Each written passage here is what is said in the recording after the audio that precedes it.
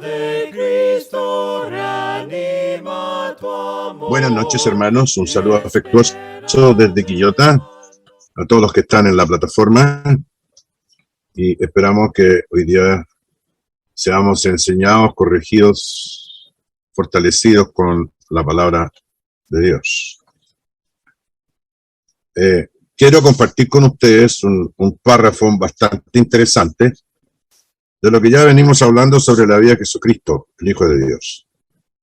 Hay un libro que se llama Uso y Costumbre de los Judíos en los Tiempos de Cristo, que es escrito por un señor que se llama Alfred Edersheim, o Edersheim, como quieran decirlo, que él era judío y según él se convirtió al cristianismo. Bueno, no al cristianismo propiamente tal, pero pertenece ya a ese tipo de escritores conservadores de las Sagradas Escrituras.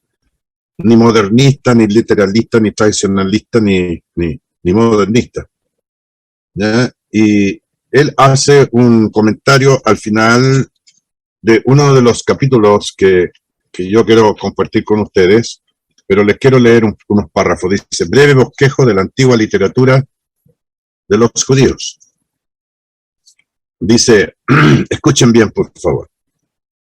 Pongan mucha atención. Voy a tratar de leer lo mejor que pueda.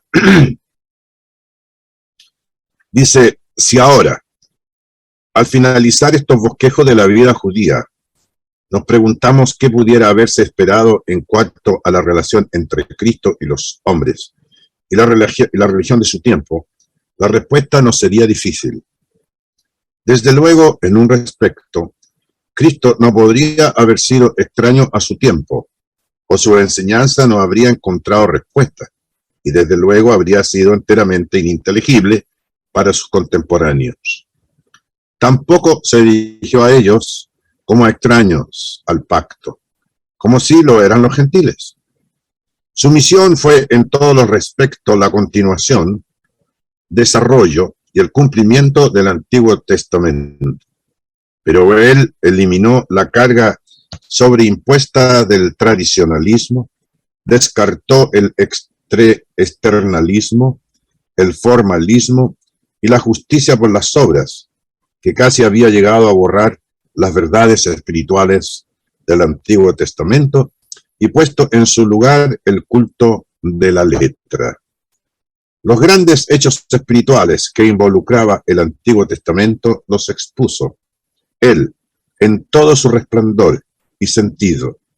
La enseñanza típica de aquella dispensación la vino él a exponer y a cumplir, y sus profecías las cumplió.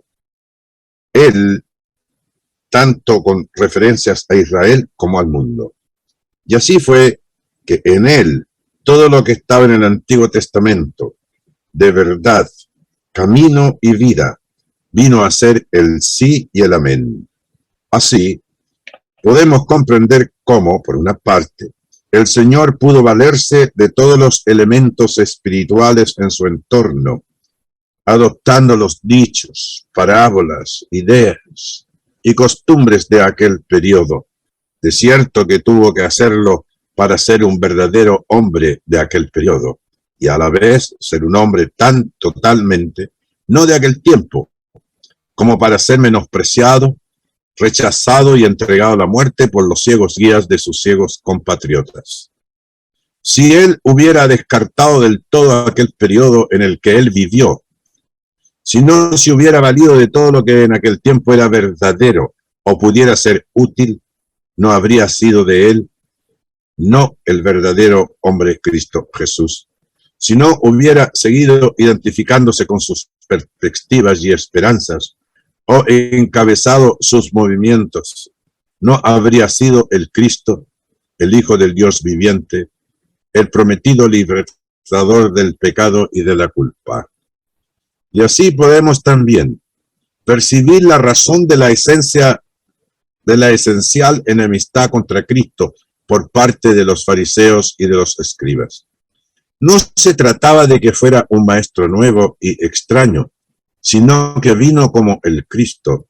La oposición que le presentaron no fue a sus enseñanzas, Se trataba de una contrariedad de principios vitales. La luz vino al mundo y los hombres amaron más las tinieblas que la luz. Por estrechamente relacionados que estuvieran el judaísmo farisaico de aquel periodo y del actual se encuentran en el polo opuesto de la religión de Cristo, tanto por lo que respecta a la necesidad del hombre como a los propósitos del amor de Dios y los privilegios de sus hijos. Había una verdad que nos vemos obligados a admitir de mala gana, dice el Señor aquí. Apenas si encontró ningún paralelismo concebible en las enseñanzas del rabinismo, la del Mesías sufriente. Desde luego había indicaciones, porque ciertos pasajes de las profecías de Isaías no podían ser totalmente ignorados ni distorsionados, ni siquiera mediante el ingenio rabínico, así como tampoco podía eliminarse la doctrina del sufrimiento vicario y de la sustitución de la enseñanza práctica de confesión de los pecados sobre los sacrificios, cuando el oferente ponía las manos sobre el sacrificio y le transfería su culpa. Pero el judaísmo, excepto en el caso de los pocos, no vio en todo esto aquello único a lo que podía señalar como su verdadero significado, el Cordero de Dios que quita el pecado del mundo. Y ahora, después de todos los siglos transcurridos y de haber sido llevado de nación en nación el feliz mensaje del Evangelio, mientras que Israel sigue en las tinieblas de su incredulidad y en la miseria de su errónea esperanza, parecemos darnos cuenta con mayor fuerza que el pueblo que andaba en tiniebla ha visto una gran luz. A los que moraban en tierra de sombra de muerte, les ha comenzado a brillar la luz. Sí, un niño nos es nacido, un hijo nos es dado, y el principado sobre su hombro se llamará su nombre, admirable, consejero, Dios fuerte, Padre eterno, príncipe de paz. Isaías 9:2-6. Porque ciertamente Dios no ha desechado a su pueblo, al cual conoció de antemano, sino que todo Israel será salvo, como está escrito, vendrá de Sión el libertador, que apartará de Jacob la impiedad. Romanos 11:2-26. Escuchen, hermanos, este texto de Isaías 21:11-12. Guarda, ¿qué hay de la noche? Guarda, ¿qué hay de la noche? El guardia respondió, la mañana viene y después la noche. Interesante. Recomiendo este libro para que lo tengan en su escritorio, en su biblioteca. Uso y costumbre de los judíos en los tiempos de Cristo. Alfred Edersheim. No es un libro inspirado, pero sí comentarios interesantes.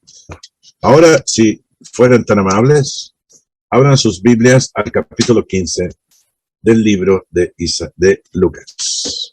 Lucas, capítulo 15. Vamos a comentar algunas cosas interesantísimas que aparecen aquí en el libro de Lucas, capítulo 15. ¿Vale? Ok. Si están ya en el capítulo 15, vamos a leer una de las palabras más interesantes. Pasa la noche, llega el día y llega la noche. El pueblo de Israel, ¿verdad?, no quiso ver esa luz y feneció, terminó. Vamos a leer en el capítulo 15 del libro de Lucas, versículo 11 en adelante. Dice así: también dijo Jesús, un hombre tenía 2 hijos, y el menor de ellos dijo a su padre, Padre, dame la parte de los bienes que me corresponde. Y les repartió los bienes. No muchos días después, juntándolo todo, el hijo menor se fue lejos, a una provincia apartada, y allí desperdició sus bienes viviendo perdidamente. Y cuando todo lo hubo malgastado, vino una gran hambre en aquella provincia, y comenzó a faltarle. Y fue y se arrimó a uno de los ciudadanos de aquella tierra, el cual le envió a su hacienda para que apacentase cerdos.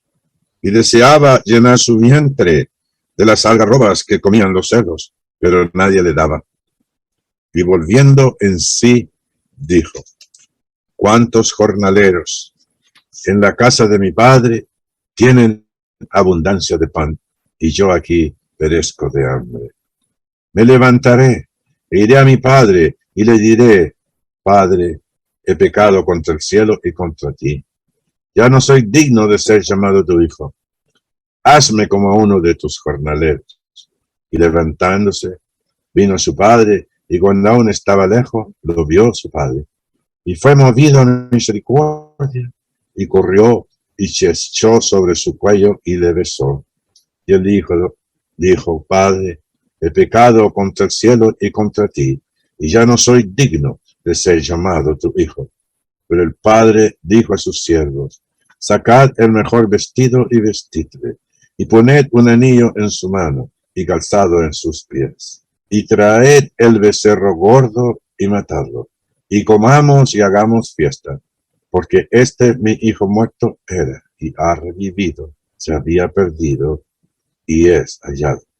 Y comenzaron a regocijarse. Ay, ay, ay.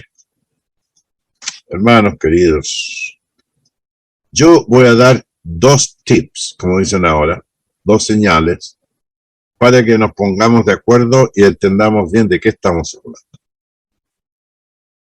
El Señor enseña esta parábola de la misma manera que viene enseñando haciendo varias aplicaciones prácticas que eran entendibles por la gente.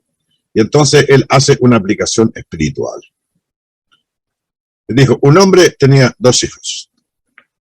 Cuando dice aquí que tenía 2 hijos, luego explica qué clase de hijos eran, ¿verdad? Y el menor de ellos dijo a su papá: papá, dame la parte de los bienes que me corresponde, y le repartió los bienes.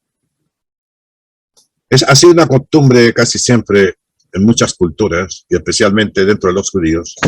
Se usa mucho también en Chile ahora. Se usaba también mucho en Europa, en España. Cuando el padre, antes de morir, ya sus hijos se casaban, tenían hijos, familia, tenían más necesidad y él ya había cumplido, entonces le entregaba negocios o propiedades a sus hijos para que ellos no empezaran de la nada, y ahí pues ellos echaron raíces y multiplicaran esos bienes y vivieran de esos recursos, ¿verdad? Para hacer la vida más fácil. Nosotros pertenecemos a una sociedad en que nuestros padres escasamente tuvieron para darnos comida, mandarnos a la escuela y comprarnos ropas una vez al año quizás. ¿Se acuerdan? Así que estamos hablando, ¿verdad?, de una sociedad que tenía esas costumbres. Los que tenían algo, pues lo daban a los hijos cuando ellos más lo necesitaban, y no cuando se morían. Aquí, después los padres le dejan a los hijos sus casas, y como algunos de los hijos no tienen, se forma la batahola, ¿verdad?, y el desorden. Yo lo he visto mucho, hasta en mi propia familia, qué sé yo, etcétera, que cuando muere alguien y se dejó una herencia, pues ahí vienen los herederos, ¿verdad?, y aparecen todos los que tú no te imaginas. Hermanos queridos, ¿a qué se refiere Cristo con la expresión un hombre tenía 2 hijos? Para que se nos haga fácil la comprensión de lo que vamos a hablar, aquí se refiere a Israel. Uno de los hijos se refiere a que eran los fieles, y al otro hijo, infieles. Siempre ha sido así. Aquí se refiere al pueblo de Israel. Acuérdense que Jesús vino a predicarle a las ovejas perdidas de la casa de Israel. Jesús manda a los 12 apóstoles, a los 70, que no vayáis por caminos de gentiles, sino antes id, más bien, a las ovejas perdidas de la casa de Israel. Primero. Y también tengo unas ovejas que son de otro redil, las cuales también quiero traerlas a los gentiles. Pero ahora, no, ahora la prioridad es esa. Fíjense ustedes, Cómo el Señor prioriza sus mensajes y Él quiere cumplir, ¿verdad?, los propósitos de Dios. Quiere que con el retorno de Israel a reconocer al Mesías, el Salvador del mundo, y a restaurar todas las cosas, el culto verdadero, a dar significado a todas las verdades espirituales del Antiguo Testamento y de las profecías y de los salmos, que las cumplió todas. Entonces el Señor iba a establecer, ¿verdad?, la salvación eterna por medio de nuestro Señor Jesucristo. Israel. Esta parábola tiene que ver con los fieles e infieles. Y hoy día podemos hacer una analogía con el sentido de la iglesia, el Israel de Dios. Hay hermanos fieles y otros. Y también se puede producir la misma cosa, pero en este contexto se refiere, ¿verdad?, a los judíos a quienes él les estaba predicando. Acuérdense ustedes que el Señor siempre habló de la oveja perdida, que es lo mismo, ¿no?, los judíos infieles. De este hijo pródigo, ¿verdad?, que es manirroto, el que va y lo desperdicia todo. Pero lo curioso es que él lo dio, su papá. Dame la parte de los bienes que me corresponde. A veces nosotros, ¿ya?, no es que nos corresponda. La gente cree que tiene derechos sobre las cosas de sus padres, y no es así. Él como reclama de una manera altanera, de una manera completamente desconsiderada, sin el respeto debido y el amor hacia a los padres. Dame lo que me corresponde. Si a ti no te corresponde nada, tú tienes que hacer tu vida. Cuando los padres heredan a sus hijos, heredan porque ellos quieren. Siempre nosotros decimos que estamos haciendo esto por nuestros hijos. Claro, dale una casa decente a los hijos, dale la mejor educación que podamos a los hijos. Y si tenemos algún bien, se las vamos a dejar a ellos, ¿verdad? Porque son carne de nuestra carne, hueso de nuestros huesos y sangre de nuestra sangre. Pero que venga uno así de forma tan desfachatada para decirle, dame lo que me corresponde, no te corresponde nada. Si el padre te quiere algo porque es bueno, es generoso y te ama, quizás con el dolor de su corazón, ¿verdad? Y había el contraste, ¿verdad?, entre el que siempre estaba ahí, porque vamos a terminar luego, ¿verdad?, con el resto del mensaje de esta noche. De que quién era el otro hermano que quedó ahí. No se dice nada de él, simplemente que se habla del que hizo la petición esta. Dice que no muchos días después, juntándose todo, el hijo menor se fue lejos a una provincia apartada y allí desperdició sus bienes viviendo perdidamente. A veces hay gente que administra muy mal las cosas y no las administran por hacer malos negocios o porque le fue mal, porque el gobierno estuvo mal, porque una revolución o una guerra, o lo que haya sido, sino que tiene que ver con la administración. A veces las personas quieren, ¿verdad?, que Dios les solucione todos los problemas y todas las tonterías que la gente hizo en su vida. Y eso no es justo tampoco, ¿verdad? Cuando todo lo hubo malgastado, vino una gran hambre en aquella provincia y comenzó a faltarle. Ay, ay, ay. No nos damos cuenta hasta que llega un momento, ¿verdad?, en que se nos termina, en que viene una situación difícil que a veces no podemos enfrentar. Y ahí hay mucha gente que está en esa condición. A veces nosotros también, por hacer malas decisiones, qué sé yo, etcétera, vamos a sufrir las consecuencias. Lo que tenemos que tratar de hacer es de remediar eso y hacer lo que es correcto. Y pues no le quedaba otra a este hombre.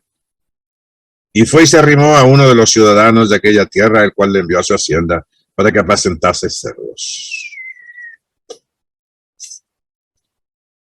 Y deseaba llenar su vientre de las algarrobas que comían los cerdos, pero nadie le da.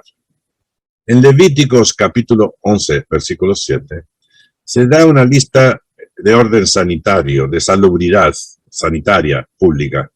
Dice que no comeréis el cerdo porque es inmundo, porque tiene pezuña hendida pero no rumia.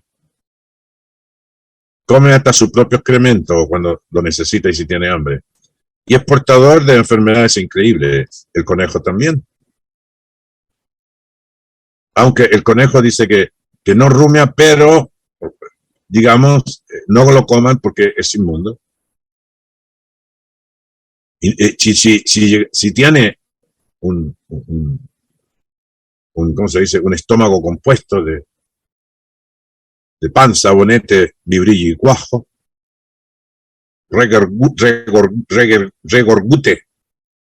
o regurgita la comida y la vuelve a masticar. Bueno, el conejo no hace eso. Pero fíjense ustedes que el conejo sí es un animal inmundo. ¿Por qué? Porque resulta que cuando el conejo defeca, ya son características las fecas del conejo, son redonditas, ¿verdad? Como una bolita de piedra. Y luego después que él come, nosotros no lo vemos porque no lo observamos, pero los observadores y estudiosos de eso, luego que pasa por todo el intestino grueso y defeca, viene ¿cómo se llama? El conejo y come 2 o 3 pelotitas de las mismas fecas que hizo y se las vuelve a tragar para completar toda su digestión y qué sé yo, etc. Y al hacer eso, contamina su propia sangre. Y los conejos silvestres producen una enfermedad grave a la sangre que se llama teluremia. Teluremia. Si Dios dice que no comamos tal o cual cosa, no necesariamente porque no alimente o no tenga proteína, sino que simplemente porque son animales inmundos. Hoy día los cerdos que comemos prácticamente son sanos, los cuidan, les dan alimento adecuado, no comen sus cosas. Yo vi en un pueblito que se llamaba Hidalgo, Illinois, en Estados Unidos, un hermano que criaba cerdos, pero los cuidaba más que un bebé. Eran de una marca, eran de una raza muy especial, grandes, blancos, los bañaban con agua caliente, los fregaban todos los días con un escobillón, sus fecas caían en unas rejillas que no se las podía pisar ni nada, y inyectado de toda clase de medicina, etcétera, y luego recién, si pasaba la prueba del médico después de los exámenes sanitarios, podía ser llevado a un matadero y ser hecho bife o lo que ustedes quisieran. Es igual en Chile. Bueno, pero en Valparaíso no. En Valparaíso los crían en los basurales, en las quebradas, y después se los comen. Y mucha de esa gente es infectada con distintas clases de enfermedades por falta de salubridad pública. El cerdo en sí era un animal inmundo. Era rico y muy nutriente, y todos los países, todas las naciones alrededor de Israel, ya comían toda clase de bichos y animales y no tenían ninguna consideración. Y de salud pública entendía muy poco. Incluso el pueblo de Israel se caracterizaba por eso, por no tener tanta gente enferma. Por ejemplo, yo no sé, hay hermanas aquí en la pantalla que me van a escuchar. O sea, la gente cree que la circuncisión era una marca física que se le hacía en el prepucio del hombre, ¿verdad? Cuando nacía después de los 8 días. Porque antes no se podía hacer porque el niño no tenía la capacidad para coagular la sangre, para cerrar las heridas y se desangraría. Entonces todo eso el Señor ya lo enseñó. Los médicos no lo descubrieron, ya el Señor lo dijo de antes porque él sabía cómo era. Dice que todos los niños tienen que ser circuncidados como una marca, digamos, de virilidad y al mismo tiempo de identidad, de raza y compromiso con Dios en cuanto a la circuncisión.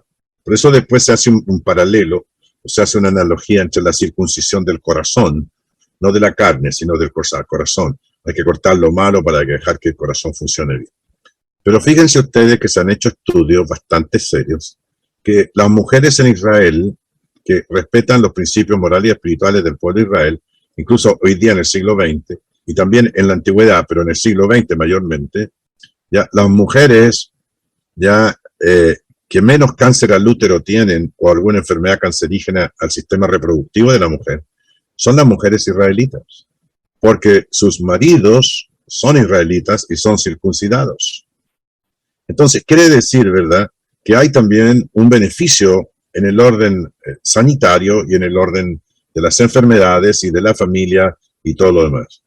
Es muy raro que una mujer judía, casado con su esposo judío, siendo personas honestas, limpias, honradas, no promiscuas, qué sé yo, etcétera, temerosas de las cosas de Dios, no van a sufrir nunca de cáncer al útero.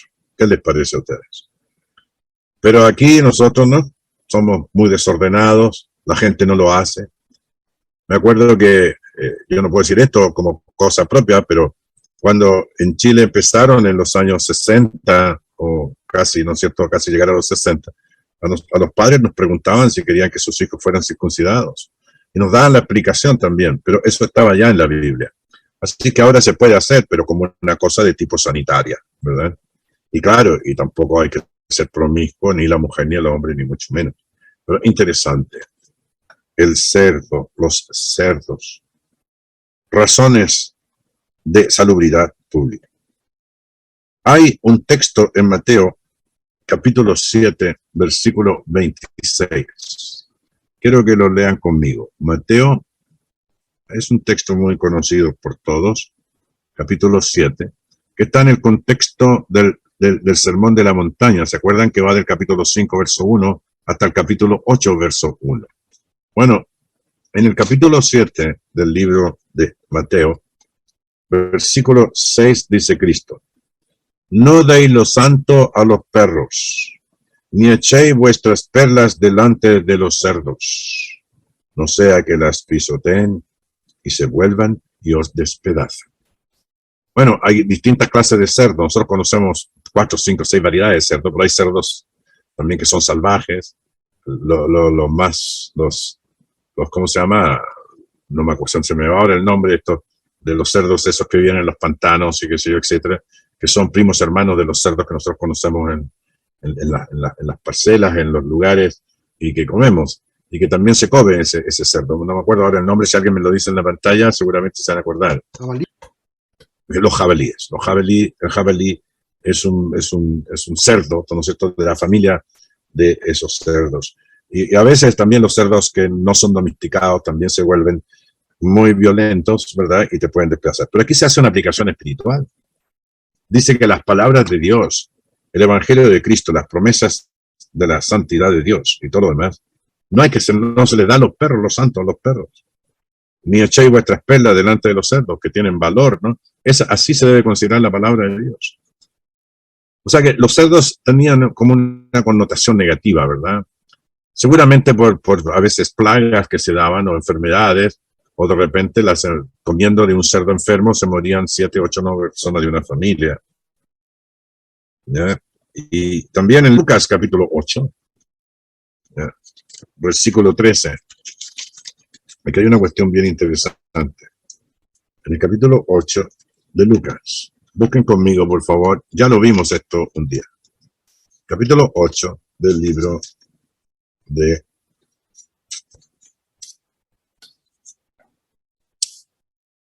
XIII. Ok.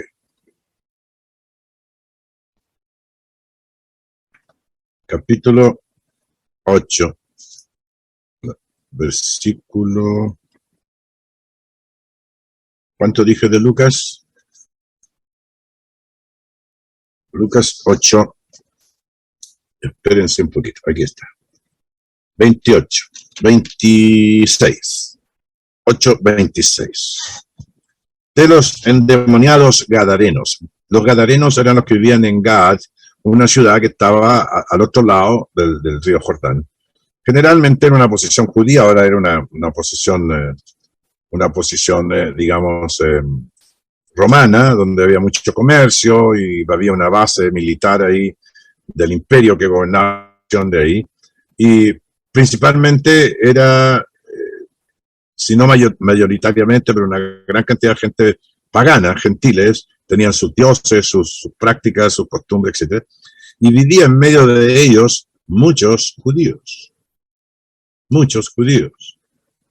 Y los judíos se caracterizaban, ¿verdad?, por ser diferentes a los demás, por la fe en Dios, de la manera que se vestían, cómo se comportaban los hijos, las mujeres, los hombres, qué sé yo, etcétera, cómo eran sus negocios, etcétera. Pero dice la palabra de Dios que al llegar a la tierra de Galaad, Cristo, ya que está en la ribera opuesta a Galilea, vino a un encuentro, estoy leyendo capítulo 8, versículo 27. Al encuentro un hombre de la ciudad endemoniado desde hacía mucho tiempo. Tenía alguna condición psiquiátrica, alguna enfermedad mental o de alguna situación. Y no vestía ropa ni moraba en casa, sino en los sepulcros. O sea, pueden imaginarse el cuadro, ¿verdad?, que presenció el Señor. Un hombre desnudo, loco, ¿verdad?, poseído de algún espíritu satánico, y ni moraba en casa, sino que dormía en los sepulcros.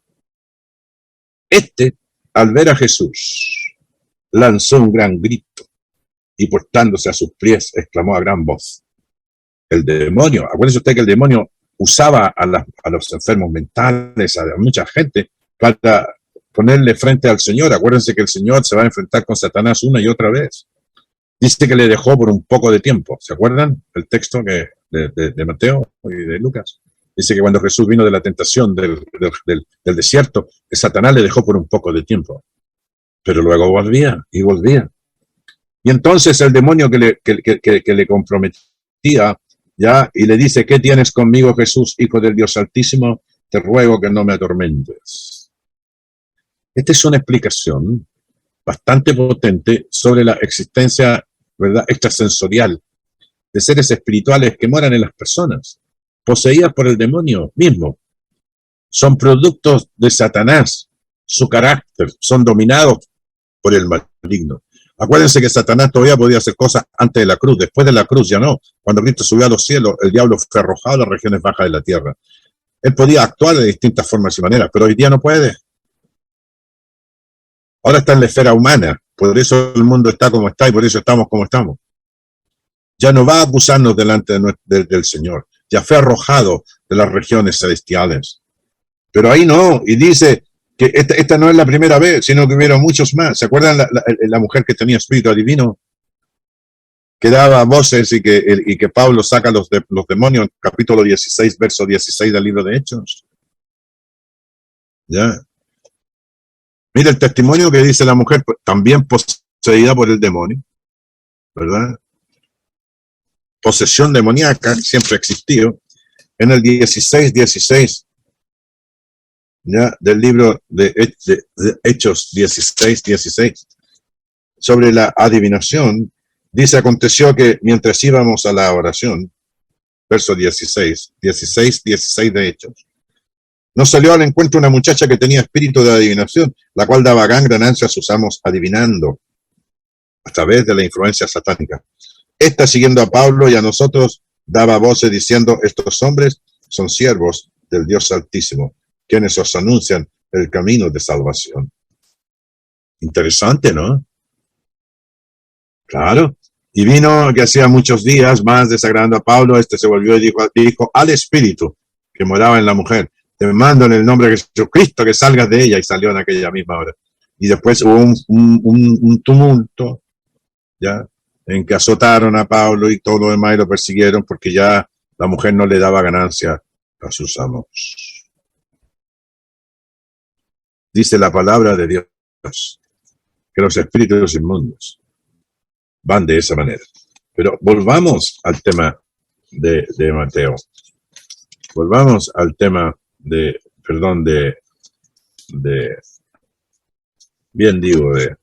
capítulo el capítulo 8 del libro de Lucas, 8. Estamos con los cerdos. Dice, porque mandaba al espíritu inmundo que saliese del hombre, pues hacía mucho tiempo que se había apoderado de él, posesión demoníaca, eso existía.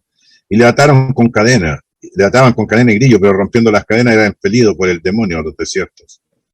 Y le preguntó Jesús diciendo, ¿cómo te llamas? Jesús habla, ¿verdad?, con ese hombre. Imagínense ustedes, Jesús lo enfrenta, todos le tenían miedo y terror, pero Jesús no. Y él dijo, Legión. Legión, en el ejército romano, eran entre 4.000 a 6.000 hombres. Dice, porque muchos demonios habían entrado en él. O sea, era un hombre que estaba atormentado, digamos, era la base de Satanás mismo. Le preguntó Jesús diciendo, ¿cómo te llamas? Él dijo, Legión. Y le rogaba que no los mandase ir al abismo. Y había allí un hato de muchos cerdos, que pasían en el monte, y le rogaron que los dejase entrar en ellos, y les dio permiso. Y los demonios salidos del hombre entraron en los cerdos, seres vivos. Entraron en esos seres. Y el hato se precipitó por un despeñadero al lago y se ahogó. Y los que apacentaban los cerdos, cuando vieron lo que había acontecido, huyeron y yendo de la ciudad y por los campos. Y salieron a ver lo que había sucedido y vieron a Jesús, y hallando al hombre de quien había salido los demonios, sentado a los pies de Jesús, vestido en su cabal juicio, y tuvieron miedo. Y los que habían visto les contaron cómo había sido salvado el demonio, el endemoniado. Entonces toda la multitud de la región alrededor de los Gadarenos le rogó que se marchase de ellos, pues tenían gran temor. Y Jesús, entrando en la barca, se volvió. Y el hombre de quien habían salido los demonios le rogaban que se dejase estar con él, pero Jesús le despidió diciendo: vuélvete a tu casa y cuenta cuándo grandes cosas ha hecho Dios contigo. Y él se fue publicando por toda la ciudad cuán grandes cosas había hecho Jesús con él, el poder sobre los demonios. ¡Cuánta gente! Pero fíjense ustedes que un Salvador valía más que todos los cerdos que se habían tirado al mar. Dice la palabra de Dios que eran no sé cuántos, eran como 2000, no sé, algo así, el texto donde se repite esta historia, ¿no es cierto? Está en Mateo, dice que era una cantidad bastante grande de cerdos. En el capítulo, si alguien me ayuda, Mateo capítulo 8. Vamos a verlo al tiro, capítulo 8. Disculpen que me pase un poquito. Mateo capítulo 8. Mateo capítulo 8, versículo 24. Ya dice la palabra de Dios, dice aquí salieron y todos los que ausentaron salieron al encuentro cuando dicen que la cantidad de cerdos que fueron, y ellos, dice, estaban haciendo el ejército, los echó fuera de Benito. Allí ellos salieron y fueron a aquel hato de cerdo, y aquí todo el hato de cerdo se precipitó al mar, un despeñadero, y aparecieron las aguas. Y los que apacentaron huyeron lo que había pasado por los endemoniados, y toda la ciudad. Si no, ese es el texto donde dice que la cantidad de cerdos. Dejo Marcos 5:13, creo que es el texto. Marcos 5, tengo una nota aquí yo en mi Biblia. Marcos capítulo 5, versículo 13. Vamos a ver, capítulo 5 de Marcos. Versículo 13. Esto es lo que se llama ¿cómo se llama? ¿Cómo se dice cuando? Armonización de los evangelios, ¿ya? Mateo, Marcos y Lucas hacen este relato. Y luego les dio permiso, dice, capítulo 5, verso 12. Y le rogaron todos los demonios diciendo: envíanos a los cerdos para que entremos en ellos. Y luego Jesús le dio permiso, y saliendo aquellos espíritus inmundos entraron a los cerdos, los cuales eran como 2000. Yo saqué la cuenta aquí, de 2000 eran 160 millones de pesos. 160 millones de pesos. 160 millones de pesos. Algo así como un cuarto de millón de dólares, $250,000. Mucho dinero. Mucho dinero. Y le pidieron que por favor se fuera de ahí, que lo dejara quieto, que sea, etc. Bueno, cuando Jesús habla, ¿verdad?, en el capítulo 15, de que los cerdos tenían gran importancia para la economía de esos pueblos. Y bueno, y el Señor lo pone en el contexto de que esta gente, ¿verdad?, que del hijo pródigo, que ni siquiera le daban la comida a los chanchos, porque era más importante. Pero Jesús da a entender en Mateo 7, y lo que ya leímos referente a los de Gadarenos, y que no deis las perlas a los puercos, significa que el hombre tiene un valor increíble. Vale más que 2000 cerdos. Yo pienso que mucho más. El valor que tiene un alma delante de Dios es mucho más grande que cualquier propiedad que alguien pueda tener. Fíjense que le pidieron que se fuera de ahí. Sabiendo nosotros que los judíos eran muy buenos comerciantes, es posible que ellos contrataran a la gente para criar cerdos y después los vendían. Por eso Cristo hace esa analogía de los cerdos, porque eran unos sinvergüenzas. Los judíos predicaban que no, nosotros no, pero los criaban para que se los comieran los gentiles y ellos reeditaban de esa inversión, de ese negocio que tenían criando cerdos. Había mucho de eso. Había mucho de cinismo, sinvergüenzura, de una situación bastante fea. De manera que a Jesús, cuando decía todas estas cosas, la gente no le gustaba. No le gustaban, no estaban dispuestos a escuchar el mensaje del Señor, etcétera, etcétera. Ni el valor que tenía un alma perdida así. Valía más los 200 cerdos, así que ándate de aquí, 2000 cerdos, porque ándate de aquí, porque tú nos vas a arruinar.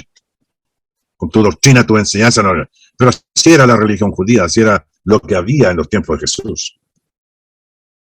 Y dice, el hombre toma una reflexión y dice, verso 17, voy a ir un poco más rápido porque la hora se me está pasando. Y volviendo en sí, dijo, hermanos, así como los judíos estaban fuera de la religión verdadera y vivían unas vidas desperdiciadas, qué sé yo, de todas las formas y maneras, y el Señor está comparándolos a ellos, y ellos sabían que Jesús estaba hablando de ellos, porque ellos tenían instrucción rabínica, los fariseos, los saduceos, toda esa gente, los escribas, eran gente educada, y el pueblo también entendía que Jesús le estaba diciendo a ellos, a veces se hacían los tontos. ¿Y quiénes son esos? Ustedes son esas personas, decía Cristo. Les decía en su cara. Y volviendo en sí, cuando una persona cae en esa condición moral y espiritual, está fuera de sí. Todos los que están sin Cristo en el mundo están perdidos porque están fuera de sí. Perdieron su identidad moral, su identidad espiritual, perdieron toda su relación con Dios. Ellos ni siquiera creen que son seres espirituales. Ellos comen, duermen, trabajan, van, vienen, trafican, suben, bajan, qué sé yo, y pasan su vida masticando sueños y pateando piedras, chuteando piedras, como decimos en Chile. El hombre sin Cristo está fuera de sí, el hombre sin la voluntad de Dios está fuera de sí, está en una condición peor que cerdo, está mal, está muy mal. Dice, ¿cuántos? Dice el hombre. Si nosotros no somos capaces de reflexionar y decir, Señor, sácame de aquí, tengo que hacer tu voluntad, por favor. Y yo perezco de hambre, levantaré y me iré a mi Padre y le diré, Padre, he pecado contra el cielo y contra ti. Eso es lo que tiene que hacer la gente para volver a Cristo. Eso es lo que tienen que hacer los judíos para volver al Señor de nuevo. Acuérdense que el Señor estaba preparando un pueblo para la venida del Señor, dijo Juan el Bautista. Aquí el Cordero de Dios, dijo Juan el Bautista, que quita los pecados del mundo. Yo soy la luz verdadera, yo soy la puerta. Todo el que cree en mí no morirá jamás. Porque yo soy el camino, la verdad y la vida. Padre, he pecado contra el cielo y contra ti. Esa es la condición para ser salvo. Reconocer que hemos pecado contra el cielo y contra Dios. Hemos pecado de la manera más indigna que alguien lo haya hecho. La gente dice, no, yo soy una buena persona, pero solo el hecho de no hacer la voluntad de Dios, sino vivir, poner la esperanza en otras cosas, caer en el materialismo, en el sensualismo, en muchas cosas. Ya no soy digno de ser llamado tu hijo, hazme como uno de tus jornaleros. Esa es la disposición que tenemos que tener, una disposición de arrepentimiento, una actitud de volver al Señor. Y levantándose vino a su padre, y cuando aún estaba lejos, lo vio su padre, y fue movido a misericordia, y corrió, se echó sobre su cuello, y le besó. Esta es una de las que habla exactamente del amor de Dios. Fue movido a misericordia. La palabra misericordia significa inclinado al perdón. Inclinado al perdón. Dios siempre está dispuesto a perdonar. Si el hombre tiene la disposición moral y espiritual de arrepentirse y hacer la voluntad de Dios. Y el Hijo le dice, he pecado contra el cielo y contra ti, yo no soy digno de ser llamado tu hijo. Y en el versículo 22, ya es lo que hace el Señor con uno cuando se arrepiente y viene a Él y lo acepta como su Salvador y hace todo lo que Dios dice que tiene que hacer y quiere vivir la vida de Dios. En el versículo 22 dice, pero el Padre dijo a sus siervos, sacad el mejor vestido y vestidle, y poned un anillo en su mano y calzado en sus pies. ¿Qué significa? Dios le devuelve su dignidad. porque estamos delante de Él, desnudos, olemos mal, vestidos con harapos, aunque parezcan la ropa más cara de marca, un anillo en su mano, dignidad, calzado de sus pies. Somos unos patipelados. Los que están fuera de Cristo están desnudos, patipelados, pobres, sin dignidad, sin nada. Sacarle el mejor vestido, vestirle, poner un anillo en su mano y calzado en sus pies, le devuelve la dignidad. El Señor devuelve la dignidad. Es lo que tenía que hacer el pueblo de Dios en los días de Cristo. Al pueblo de Israel, arrepiéntense ustedes, porque ustedes están delante del Señor, están desnudos, no tienen ninguna cosa, ningún accesorio que los dignifique, como un anillo, y menos calzado en sus pies, que es lo menos que puede tener una persona, ¿no? Calzado. Y dice el Señor, y traer el becerro gordo y matémoslo y comamos y hagamos fiesta. Porque mi hijo muerto era y ha revivido. Se había perdido y es allá. Comenzaron a regocijarse. Y aquí viene la contraparte. Su hijo mayor estaba en el campo.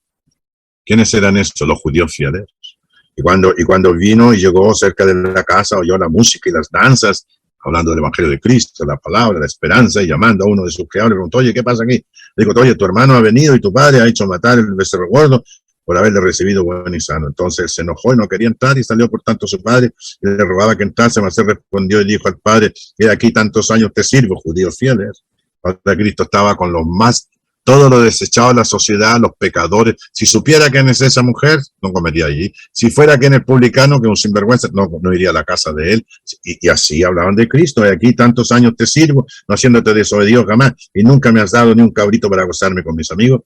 Pero cuando vino tu hijo, ¿por qué Cristo viene a los pecadores? Que ha consumido tus bienes con ramera, has hecho matar para él el becerro gordo. Él entonces les dijo, Jesús le está diciendo a los judíos, hijo, tú siempre estás conmigo, los fieles, y todas mis cosas son tuyas, los fieles. Mas era necesario hacer fiesta y regocijarnos, porque tu hermano era muerto, tú, yo, los judíos de la época, y ha revivido, se había perdido y es hallado. Que el Señor les bendiga. Muchas gracias.